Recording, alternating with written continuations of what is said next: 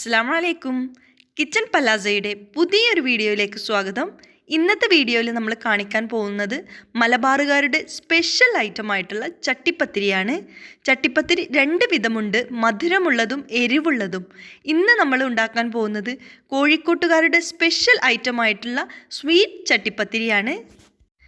എത്രയൊക്കെ വിഭവങ്ങൾ മാറി മാറി വന്നാലും പുയ്യാപ്ല സൽക്കാരങ്ങളിലെ ട്രഡീഷണൽ താരമായിട്ടുള്ള ചട്ടിപ്പത്തിരി എങ്ങനെയാണ് റെഡിയാക്കുന്നതെന്ന് നമുക്കൊന്ന് നോക്കാം. ആദ്യം തന്നെ നമ്മളൊരു ബൗളിലേക്ക് 11 മുട്ട പൊട്ടിച്ചൊഴിക്കുകയാണ്. നമുക്കിതിലേക്ക് 14-15 മുട്ടയാണ് ആവശ്യമുള്ളത്. എങ്കിലും നമുക്ക് മുട്ടയുടെ ടേസ്റ്റ് കൂടുതലായിട്ടുള്ളത് അത്ര ഇഷ്ടമില്ലാത്തത് കൊണ്ട് തന്നെ നമ്മൾ 11 മുട്ട മാത്രമേ ഇതിലേക്ക് യൂസ് ചെയ്യുന്നുള്ളൂ. ഇതിലേക്ക് നമ്മൾ 1 ടീസ്പൂൺ നിറയെ തന്നെ ഏലക്കാപ്പൊടി ഇട്ട് കൊടുക്കുകയാണ്. അതുപോലെ തന്നെ ഒരു 1/4 കപ്പ് പൊടിക്കാത്ത പഞ്ചസാര കൂടി ഇതിലേക്ക് ഇട്ട് കൊടുക്കുകയാണ്. എന്നിട്ട് നന്നായിട്ടൊന്ന് മിക്സ് ചെയ്തിട്ട് എടുക്കുക.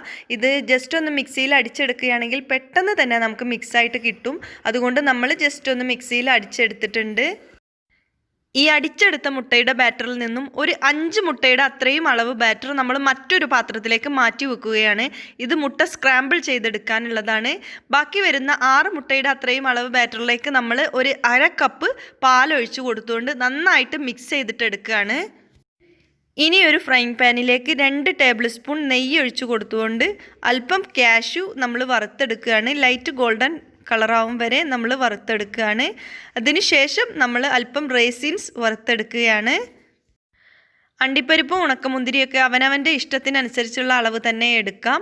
കൂടുതൽ എടുത്താൽ വളരെ നല്ലത്. ഇനി ഇതേ നെയ്യിലേക്ക് തന്നെ നമ്മൾ മാറ്റി വെച്ചിട്ടുള്ള 5 മുട്ടയുടെ ബാറ്റർ അടിച്ചു വെച്ച ആ ബാറ്റർ നമ്മൾ ഒഴിച്ചു കൊടുക്കുകയാണ്. എന്നിട്ട് ഈ മുട്ട നമ്മൾ ഈ നെയ്യിൽ സ്ക്രാമ്പിൾ ചെയ്തെടുക്കുകയാണ്. ഇനി ഈ സ്ക്രാമ്പിൾ ചെയ്ത മുട്ടയിലേക്ക് നമ്മൾ നേരത്തെ വറുത്ത് വെച്ചിട്ടുള്ള റൈസിൻസും കാഷ്യൂവും ഇട്ട് കൊടുക്കുകയാണ്. കാഷ്യൂ നമ്മൾ ചെറിയ പീസാക്കി എടുത്തിട്ടുണ്ട്. എല്ലാ ഭാഗത്തും കടിക്കാൻ കിട്ടാൻ വേണ്ടിയിട്ടാണ് നമ്മൾ അങ്ങനെ ചെയ്തത്. ഇങ്ങനെ പീസാക്കി എടുക്കണമെന്ന് നിർബന്ധമൊന്നുമില്ല. ഇനി ഇത് നന്നായിട്ട് മിക്സ് ചെയ്തെടുക്കുകയാണ്. ഇനി വേണമെങ്കിൽ മുട്ടയുടെ ടേസ്റ്റ് അത്ര ഇഷ്ടമില്ലാത്തവർക്ക് ഈ ടൈമിൽ ഒരു 1/2 ടീസ്പൂൺ ഏലക്ക പൊടിച്ചതും കൂടി ചേർത്ത് കൊടുക്കാം. ഇനി നമ്മൾ ഇത് ഉണ്ടാക്കാൻ വേണ്ടിയിട്ടുള്ള മൈദപ്പത്തിരിക്കുള്ള മാവ് കുഴക്കാൻ പോവുകയാണ്. 250 ml കപ്പിൽ 1/4 കപ്പ് മൈദപ്പൊടി എടുത്തിട്ടുണ്ട്. ഇതിലേക്ക് ആവശ്യത്തിനുള്ള ഉപ്പും ചേർത്ത് ഒന്ന് മിക്സ് ചെയ്തതിന് ശേഷം അല്പാൽപമായി വെള്ളം ഒഴിച്ചു കൊടുത്തുകൊണ്ട് ഒരു ചപ്പാത്തി മാവിൻ്റെ പരുവത്തിൽ കുഴച്ചെടുക്കുക. വെള്ളം കൂടി പോവണ്ട. ഇനി അഥവാ വെള്ളം കൂടി പോവുകയാണെങ്കിൽ മൈദപ്പൊടി ഇട്ട് കൊടുത്തുകൊണ്ട് അഡ്ജസ്റ്റ് ചെയ്യാവുന്നതാണ്. ഇനി നമുക്ക് കൗണ്ടർ ടോപ്പിൽ അല്പം മൈദപ്പൊടി വിതറിയതിന് ശേഷം കൗണ്ടർ ടോപ്പിൽ വെച്ചിട്ട് നന്നായിട്ട് തന്നെ പ്രസ് ചെയ്ത് കുഴച്ചെടുക്കാം. നമ്മളിവിടെ എടുക്കുന്ന നോൺ സ്റ്റിക്ക് പാത്രം അല്പം വലിയ വട്ടമുള്ളതായതുകൊണ്ടാണ് നമ്മൾ 1/4 കപ്പ് മൈദപ്പൊടി എടുക്കുന്നത്. 5 ലിറ്ററിൻ്റെ കുക്കറിലൊക്കെ വെച്ചിട്ടാണ് ഇത് ഉണ്ടാക്കുന്നത് എങ്കിൽ 1.5 കപ്പ് മൈദപ്പൊടി തന്നെ മതിയാവും. ഇപ്പം നമ്മൾ മാവ് നല്ല സോഫ്റ്റായിട്ട് കുഴച്ചെടുത്തിട്ടുണ്ട്. ഈ മാവ് കൊണ്ട് നമ്മൾ 10 ബോൾ ഉണ്ടാക്കിയിട്ടുണ്ട്. ഇനി ഇത് നമ്മൾ നല്ല നൈസായിട്ട് തന്നെ പരത്തിയെടുക്കാൻ പോവുകയാണ്. വേണമെങ്കിൽ നമുക്ക് ഈ പത്തിരി പരത്തുന്ന സമയത്ത് നെയ്യും മൈദപ്പൊടിയും തൂവി കൊടുത്തുകൊണ്ട് ഒന്നിനു മുകളിൽ ഒന്നായി വെച്ച് കൊടുത്ത് ഒരു 4-5 പത്തിരിയൊക്കെ ഒരുമിച്ച് തന്നെ നമുക്ക് പരത്തിയെടുക്കാം. അങ്ങനെയാണെങ്കിൽ നമ്മുടെ ജോലി വളരെ ഈസി ആയിരിക്കും.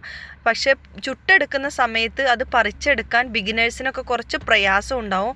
അതുകൊണ്ടാണ് ഞാൻ ഒന്നൊന്നായി പരത്തുന്നത് കാണിച്ചു തരുന്നത്. ഇങ്ങനെയാവുമ്പോൾ നമുക്ക് ഫ്ലോപ്പ് ആവുമെന്നുള്ളൊരു പേടിയേ വേണ്ട. ഇപ്പോൾ നമ്മൾ പത്തിരി പരത്തിയെടുത്ത് കഴിഞ്ഞു. ഇതാ കണ്ടോ, വളരെ നൈസായിട്ടാണ് നമ്മൾ പരത്തിയെടുത്ത് കഴിഞ്ഞത്. ഇതുപോലെ നമുക്കെല്ലാം പരത്തിയെടുക്കാം. നമ്മൾ എടുക്കുന്ന പാത്രത്തിൻ്റെ വലുപ്പത്തിനനുസരിച്ചുള്ള പത്തിരി വേണം പരത്തിയെടുക്കാൻ. ഇനി അഥവാ പത്തിരിയുടെ വലുപ്പത്തിൽ വ്യത്യാസം വന്നു എന്ന് കരുതിയിട്ട് കുഴപ്പമൊന്നുമില്ല. നമ്മൾ മുകളിലും താഴെയും വെച്ച് കൊടുക്കുന്ന പത്തിരികൾ വലുതായിരുന്നാൽ മാത്രം മതി. പരത്തിയതിന് ശേഷം നന്നായിട്ട് നമ്മളിതിലുള്ള പൊടികളൊക്കെ തട്ടിക്കളയണം. ഇനി നമ്മൾ ഈ പത്തിരി എല്ലാം ചുട്ടെടുക്കാൻ പോവുകയാണ്. ജസ്റ്റ് ഒന്ന് വാടി കിട്ടിയാൽ മാത്രം മതി. പത്തിരി പൊങ്ങി വരേണ്ട ആവശ്യമില്ല. ഇതാ കണ്ടോ, ഇതുപോലത്തെ ചെറിയ ബബിൾസ് വന്നാൽ മതി. അപ്പോഴേക്കും നമ്മൾ പത്തിരി എടുത്ത് മാറ്റണം. കൂടുതൽ പൊങ്ങാൻ വേണ്ടി നിന്നാൽ നമ്മൾ ചട്ടിപ്പത്തിരി ഉണ്ടാക്കിയെടുക്കുമ്പോൾ നമ്മുടെ പത്തിരി ഹാർഡായിട്ട് പോവും. ഇതുപോലെ നമ്മൾ എല്ലാ പത്തിരിയും ചുട്ടെടുക്കുകയാണ്. ഇനി നമ്മൾ ചട്ടിപ്പത്തിരി ഉണ്ടാക്കാൻ വേണ്ടിയിട്ട് ഒരു നോൺ സ്റ്റിക്ക് പാൻ എടുത്തിട്ടുണ്ട്. ഒന്നുകിൽ ഒരു നോൺ സ്റ്റിക്ക് പാനിലോ അല്ലെങ്കിൽ ഒരു ചുവട് കട്ടിയുള്ള കുക്കർ പോലത്തെ എന്തെങ്കിലും ഒരു പാത്രമോ എടുത്താൽ മതി. ഇതിലേക്ക് നമ്മൾ 2 ടേബിൾ സ്പൂൺ നെയ്യ് ഒഴിച്ച് കൊടുത്തിട്ടുണ്ട്. എന്നിട്ട് ഇതുപോലെ ഒന്ന് ചുറ്റിച്ചെടുക്കുക. അതിനുശേഷം ഇതിലേക്ക് ഒരു 2-3 തവി മുട്ടയുടെ ബാറ്റർ, നമ്മൾ നേരത്തെ ഉണ്ടാക്കി വെച്ച ആ മുട്ടയുടെ ബാറ്റർ ഒഴിച്ചു കൊടുക്കുകയാണ്. ഇനി ഈ സെയിം മുട്ടയുടെ ബാറ്ററിൽ തന്നെ നമ്മൾ പത്തിരി നന്നായിട്ടൊന്ന് ഡിപ്പ് ചെയ്തെടുക്കുകയാണ്. അതിന് ശേഷമാണ് നമ്മൾ ഈ പത്തിരി നോൺ സ്റ്റിക്ക് പാനിലേക്ക് വെച്ച് കൊടുക്കുന്നത്. ഇനി ഇതിന് മുകളിലായിട്ട് നേരത്തെ നമ്മൾ സ്ക്രാമ്പിൾ ചെയ്ത് വെച്ച മുട്ടയുടെയും നട്ട്സിൻ്റെയും ആ ഫില്ലിങ് വെച്ച് കൊടുക്കുകയാണ്. ഈ ഫില്ലിങ്ങിന് മുട്ടപ്പാണ്ടം എന്നാണ് പറയുക. ഇനി ഈ ഫില്ലിങ്ങിന് മുകളിലായിട്ട് ഒരു ചെറിയ തവി മുട്ടയുടെ ബാറ്റർ ഒഴിച്ചു കൊടുക്കുക. അതിനുശേഷം നമ്മൾ നെയ്യും ഓയിലും കൂടി മിക്സ് ചെയ്തെടുത്തതാണിത്. ഈ ഒരു കൂട്ട് ജസ്റ്റ് ഒന്ന് ഒഴിച്ചു കൊടുക്കുക. നെയ്യ് മാത്രമായിട്ട് ഒഴിച്ചു കൊടുക്കുമ്പോൾ നമുക്ക് നെയ്യിൻ്റെ ടേസ്റ്റ് കൂടുതലായിട്ട് വരുമ്പോൾ പെട്ടെന്ന് തന്നെ നമുക്കൊരു മടുപ്പ് ഫീൽ ചെയ്യും. അതുകൊണ്ടാണ് നെയ്യും ഓയിലും കൂടി മിക്സ് ചെയ്തിട്ട് ഒഴിച്ചു കൊടുക്കുന്നത്. വീണ്ടും നമ്മൾ ഫസ്റ്റ് ചെയ്തതുപോലെ തന്നെ പത്തിരി വെച്ച് കൊടുക്കുക. അതിന് മുകളിലായിട്ട് ഫില്ലിങ് വെച്ച് കൊടുക്കുക. പിന്നെ മുട്ടയുടെ ബാറ്റർ, അതുപോലെ തന്നെ ജസ്റ്റ് ഒന്ന് നെയ്യ് തൂവി കൊടുക്കുക. ഇങ്ങനെ നമ്മുടെ പത്തിരി തീരുവോളം റിപ്പീറ്റ് ചെയ്തുകൊണ്ടേയിരിക്കുക. നമ്മൾ ഇടയിൽ മുട്ടയുടെ ബാറ്റർ ഒഴിച്ചു കൊടുക്കുമ്പോൾ വളരെ കുറച്ച് മാത്രം ഒഴിച്ചു കൊടുക്കണം, ഇല്ലെങ്കിൽ ലാസ്റ്റിൽ തികയാതെ വരും.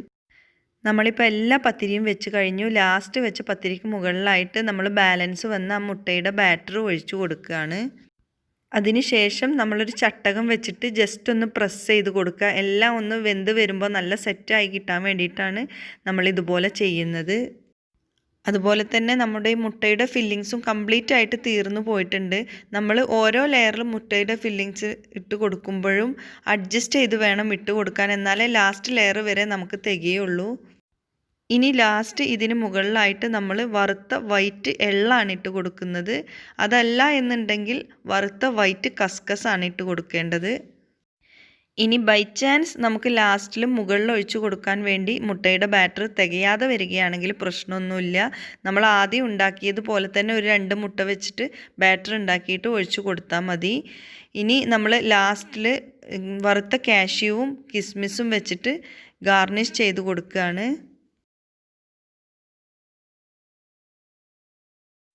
ഇപ്പോൾ നമ്മൾ ഗാർണിഷ് ചെയ്ത് കഴിഞ്ഞു. ഇനി ഇതിനൊരു ലിഡ് വെച്ച് അടച്ചിട്ട് ഫ്ലെയിം വളരെ സിമ്മിൽ വെച്ചിട്ട് ഒരു 25 മിനിറ്റ് നമ്മൾ വേവിച്ചെടുക്കുകയാണ്. ഇപ്പോൾ 25 മിനിറ്റ് കഴിഞ്ഞിട്ടുണ്ട്. ഇപ്പോൾ ഇത് റെഡി ആയിട്ടുണ്ട്, നമുക്ക് കണ്ടാൽ തന്നെ മനസ്സിലാവും.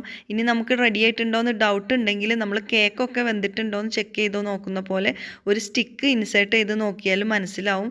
സ്റ്റിക്ക് ക്ലീൻ ആയിട്ട് പോരുന്നുണ്ടെങ്കിൽ അത് റെഡി ആയിട്ടുണ്ടെന്നാണ് അർത്ഥം. അങ്ങനെ സൽക്കാരങ്ങളിലെ ട്രഡീഷണൽ ഐറ്റമായിട്ടുള്ള ചട്ടിപ്പത്തിരി നമ്മൾ റെഡിയാക്കി കഴിഞ്ഞു. ഈ വീഡിയോ നിങ്ങൾക്ക് എല്ലാവർക്കും ഇഷ്ടമായി എന്ന് വിശ്വസിക്കുന്നു. ഇഷ്ടമായെങ്കിൽ ഒന്ന് ലൈക്ക് ചെയ്തേക്കണേ. അതുപോലെ തന്നെ നമ്മുടെ ചാനൽ സബ്സ്ക്രൈബ് ചെയ്യാത്തവർ ഒന്ന് സബ്സ്ക്രൈബ് ചെയ്യാനും മറക്കരുത്. ഇനി ഇൻഷാ അല്ലാഹ് മറ്റൊരു റെസിപ്പിയുമായി വീണ്ടും കാണാം. അസ്സലാമു അലൈക്കും വറഹ്മത്തുള്ളാഹി വബറകാതുഹു.